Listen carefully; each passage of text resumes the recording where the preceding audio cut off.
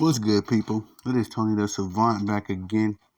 And before we get started, please like this video, share this video, hit the notification bell so you can be notified when I'm dropping content and going live on the channel. As well, if you have not already, please subscribe to the channel as I go live daily, drop content daily, stay busy on the platform. And last but not least, please leave your thoughts and opinions in the comment section, as I'm always intrigued to know what you all got to say about this topic. And ladies and gentlemen, I wanted to report this I don't know, back and forth argument, disagreement between Deion Sanders and some members of the media. Now, if y'all don't know, man, Deion Sanders happens to be a bit of a lightning rod figure in the media.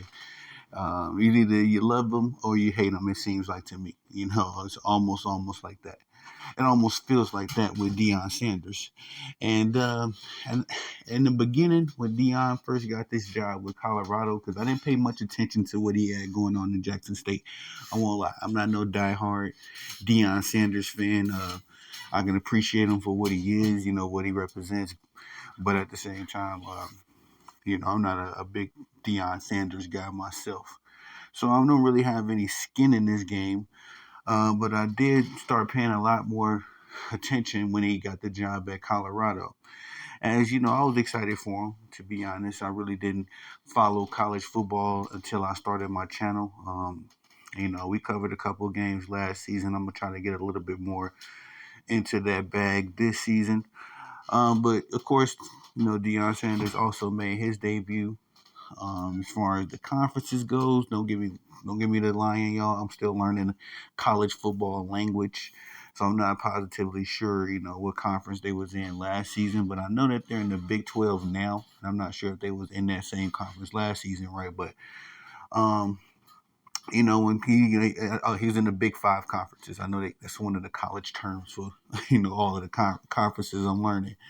But anyway, he's in the Big 12 now, and he had a bit of a spat with the mainstream media.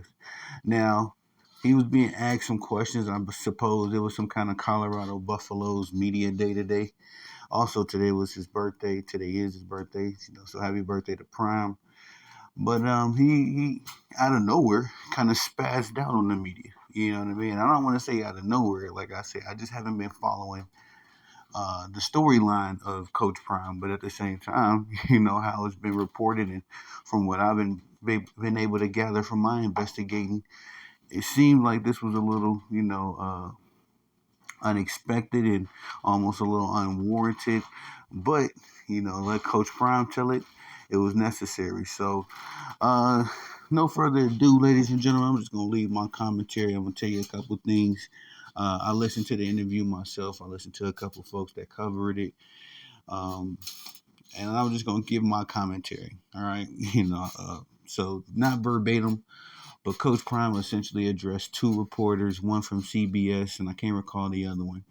I think he just kind of, was talking vaguely to that guy, but he was saying, to the first guy, that he was asking him why doesn't he like Coach Prime. Well, he was asking him in the sense of why don't you like me? Why don't you like us? And I'm sure Coach Prime was referring to himself and the Colorado Buffaloes football team. The reporter, began to have a bit of a back and forth with Prime. He was saying it's not personal. It's like he tried to keep it football. The reporter did, to his credit, and Coach Prime just kind of kept going on with that. Well, wouldn't be long to get into another spat with another reporter, whom he cited his respect for, but said that he did not have respect for the Denver Post or and CBS, whatever, the Denver International, I believe that's what they're called, the Denver International, which is an extension of CBS apparently. And apparently, I digged into what Coach Prime was referring to. All I could find was this article. Well, I ain't gonna say all I could find. Denver International has a whole segment, a whole column dedicated. Man, geez, I can't talk to y'all. I'm sorry. Dedicated to Coach Deion Sanders, and it's almost like they report his every move in that column. But one sports writer wrote that they felt like Deion Sanders is the second worst coach in the Big 12. And, I feel like that's a little harsh. I don't think Deion Sanders is the worst or second worst coach, you know, uh, in like skill set and probably motivation and all that stuff. But he is one of the worst coaches in results. And I'm only saying that because I watched, all of the highs and lows of the Colorado Buffaloes last season. They started out 3-0, and it just got really bad for them after that. Even so much so, coughing up a big lead, I believe, in one game. They scored like 24 in one game, and then the other team scored like 48 in that second half. So it was like, it was just a big old up and down for this team in total. Now we all know that the Colorado bus, when Deion Sanders, Shador, and Travis Hunter got there wasn't much to talk about. I believe the season before Deion Sanders got there, they was only able to get one victory. So Deion did flip the program, got them a lot more wins than they were accustomed to the season before. But as far as my commentary on this situation, I just kind of feel like Deion Sanders, the criticism that he gets, the pushback and all that kind of stuff is almost warranted, right? Because when things are good, Deion Sanders is always, willing to take the questions. He's willing to, have a bit of a dialogue. He gonna hit you with some motivational speeches, some scriptures. That's when things are good, and the team is winning. But when they're not winning, or if he feels like they're performing better than what the media is saying that they are, he gets incredibly defensive. And I just know that because, last season he started off when they got the big win versus TCU. He asked one reporter, do you believe? Do you believe now? And all this kind of stuff. Just kind of, saying, I told you so, and kind of standing on his bragging, which is cool. But you got to be able to do that when it ain't going good as well.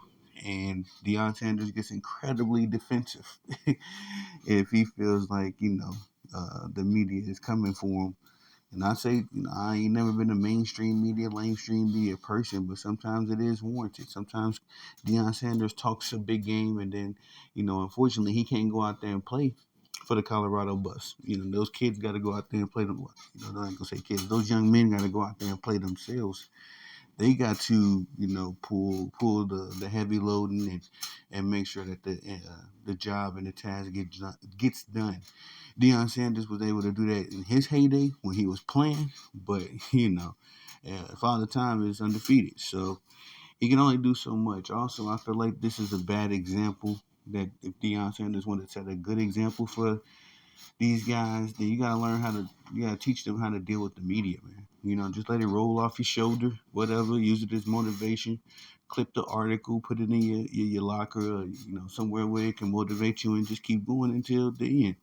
There's no point in addressing the haters and the trolls now, because they still kind of got a foot to stand on after seeing how things transpired last season in Colorado.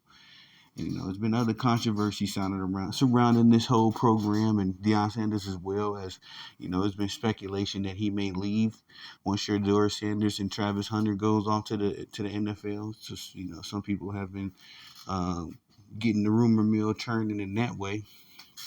But at the end of the day, this article that they wrote about Deion Sanders, I just feel like who cares? The CBS can have their opinions. I know Deion Sanders feels like that article is tarnishing his legacy a little bit, but man, you prime, man. You know what I mean? You did what you did. Everybody respects you for what you did. And we're just kind of all, sitting back and watching you be a coach now. But, it's understood that you can only do so much. These guys got to go out there and get the job done themselves. But, who cares? Who cares about that article at the end of the day? You're still prime. You're still the coach of Colorado. And you just got to move forward. But, I want Coach Prime to stay focused on that positive vibe. You know what I mean? Even when even when you don't agree with what's being said or what's said to you, it's still a certain level of positive, and it's not being naive when I say that, but it's still a certain level of positive energy that you can still exude and display. So, um, Just want I just want Coach Prime to keep the same energy. That's at the end of the day. I just want him to keep the same energy. You know, and getting upset when things ain't going your way, and then wanting to say "I told you so" when things are going your way.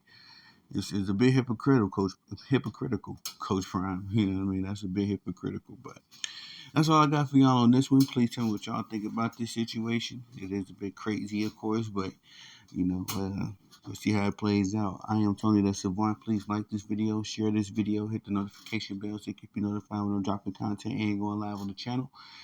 As well, if you have not already, please subscribe to the channel now as we go live daily, drop content daily, stay very busy on the platform. And last but not least, my favorite part, please leave your thoughts and opinions in the comment section as I'm intrigued to know what you all have to say about these topics. Once again, thank you for the love and support. I am Tony the Savant. Peace.